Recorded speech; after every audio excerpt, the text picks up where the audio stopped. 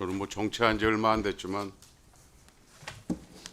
지금 뭐 모든 사람들이 힘든 상황이고 이게 뭐 이런 계엄이라든가 여러 가지를 뭐 탄핵, 뭐 입법 독점 민주당 근데 특정인을 거론하거나 그러고 싶지는 않습니다. 그러나 적어도 산자의만큼은 이렇게 뭐 정쟁으로 인해서 목소리 높아지는 것은 서로가 자제하는 게 좋다라고 하는 것을 먼저 말씀드리고 싶고, 여기 앉아 계시는 장관님들, 뭐 저 우리 청장님, 모든 공직자분들 일이라고 하는 거는 한계 상황이라든가 굉장히 엄중하고 힘들 때 일의 본질을 찾아서 일에만 포커스 맞추시는 것이 저는 옳다라고 생각을 합니다. 그러니까 오늘 굉장히 좀 옆에서 이렇게 보기가 많이 안타까웠는데 그래도 잘 좀 극복해 주시고, 오늘 아까 뭐 위원장님 그 루마니아 원전도 말씀을 하셨는데 슬기롭게 쌓여 있는 일들 잘 처리해 주시기를 먼저 당부드립니다. 네, 분발하겠습니다. 현재 그 반도체 산업계하고 또 언론에서 현재 이런 복잡한 정국으로 국회가 이제 올 수도 없대고 그러다 보니까 반도체 특별법이 뭐 표류하는 게 아니냐 이런 걱정이 큰 게 사실입니다.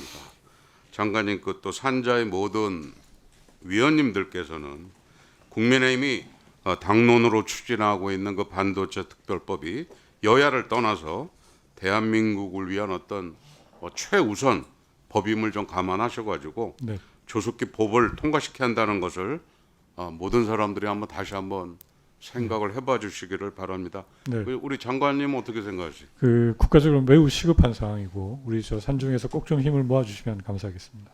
예, 저희가 산자의 그 법안 소위 때 반도체 특별법상의 주 52시간 네, 적용 제외 문제를 두고 뭐 여러 토론을 벌인 바가 있어요. 네, 이후에 저도 그 노동법을 아주 디테일하게 다시 살펴보고 뭐 산업계 의견도 듣고 뭐 해외에서 근무하고 있는 한국 사람들 목소리도 들어봤습니다.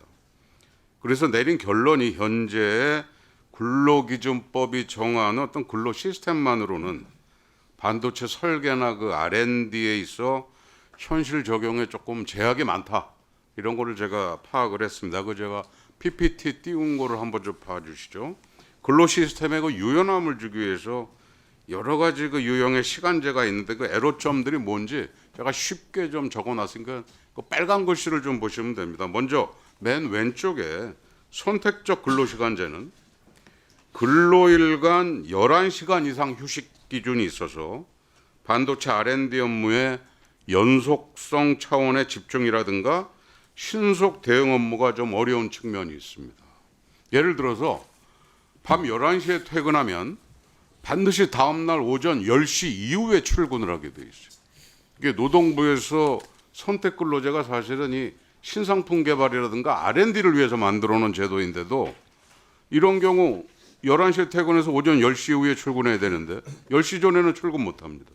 이런 경우에 만에 하나 오전 10시 이전에 고객사로부터 뭐 시급한 상황이나 뭐 미팅 콜이 있을 때 제대로 된 대응을 할 수가 없고 뭐 R&D 인력들이 모여서 미팅을 할 수도 없어요.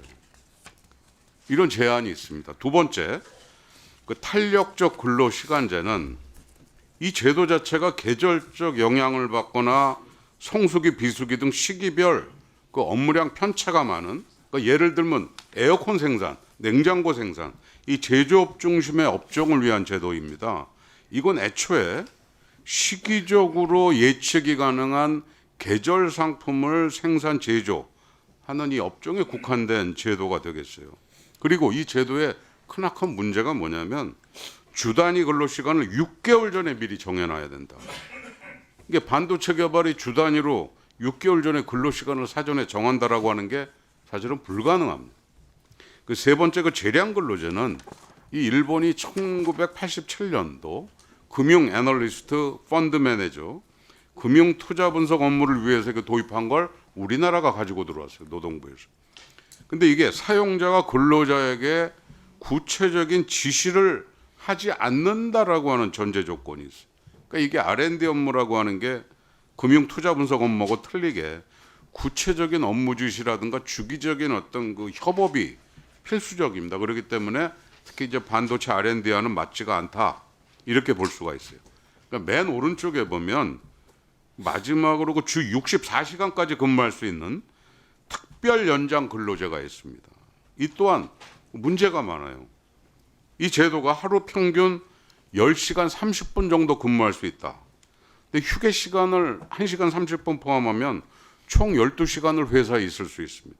그렇게 되면 오전 7시에 출근하면 오후 7시에는 무조건 퇴근해야 된다는 얘기예요. 이게 엔비디아 사례도 보면 이게 시간 제약이 없어요. TSMC는 주 한 7, 80시간 이상을 근무를 하고 있고 이게 우리나라처럼 주 단위 시간을 경직되게 제약을 하면 이게 국가 간 경쟁력에 이게 뭐 아예 뭐 말이 안 되는 얘기죠. 즉, 이 근본적인 문제가 R&D 인력들이 주 단위로 근무 시간 제약이 있다라고 하는 이 사실. 이에 따라서 이 기업 입장에서는 굉장히 운영하는데 이 네 가지 다 실효성이 낮다는 얘기고 노동부에서도 확인을 해보니까 이 저 맨 오른쪽에 있는 특별 연장 근로제도 사실은 이게 제조 생산하는 인력을 대상으로 해서 만들어 놓은 겁니다라고 하는 얘기예요.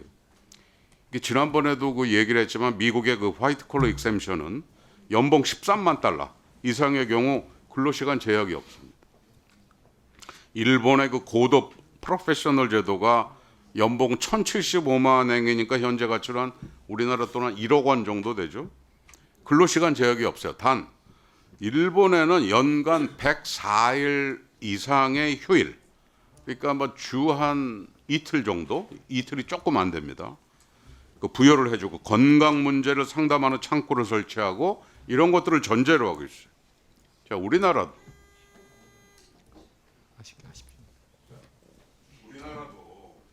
이제는 적어도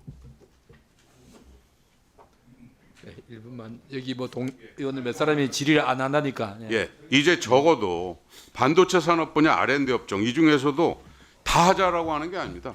상위 한 10% 정도 되는 고급 설계 인력들에 대해서 주 52시간 적용 예외 제외를 하고 그 대신 소득이라든가 이런 거를 충분히 지급을 해주고 건강 관리에 대한 보상 기준을 확실하게 정해준다 이거죠. 특히 그 이렇게 함으로써 반도체 특별법을 진행을 하고 따라서 하위 시행령 규정을 마련을 해야 되겠다라고 하는 생각을 하는 겁니다. 지난번 우리 야당 의원님께서 2022년 챗GPT 등장으로 그 전과 후가 나뉘었다라고 하는 굉장히 좋은 얘기를 해줬어요. 이게 메모리 반도체가 범용에서 주문용으로 변화하고 있습니다. 이럴 때 개발 기간이 늘어난 거거든.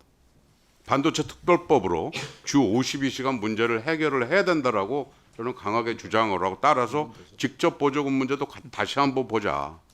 향후 10년의 노력이 향후 20, 30년 풍요로움을 결정짓는다. 저는 이렇게 생각을 하고 국회도 열심히 같이 노력을 해야 되겠지만 우리 저 장관님이야 우리 저 박 차관님 모든 분들 같이 좀 머리를 맞대고 이 문제를 좀 해결할 수 있는 그런 좀 지혜를 같이 좀 짜주시기를 좀 간곡하게 부탁을 드리고 야당 의원님들께도 다시 한번 간곡하게 좀 부탁을 드립니다. 장관님 의견을 좀 말씀을 해주십시오. 네, 지금 우리하고 그 치열하게 경쟁하는 미국, 일본 이 그런 것들을 지금 허용을 하고 있기 때문에 의원님께서 정확하게 지적해 주신 것처럼 저희가 고임금 전문 직종에 있어서는 그런 안전장치를 도입하는 조건으로 좀 더 유연하게 우리가 이걸 근로조건을 좀 바꾸는 것이 반드시 필요하다고 생각을 하고 있습니다.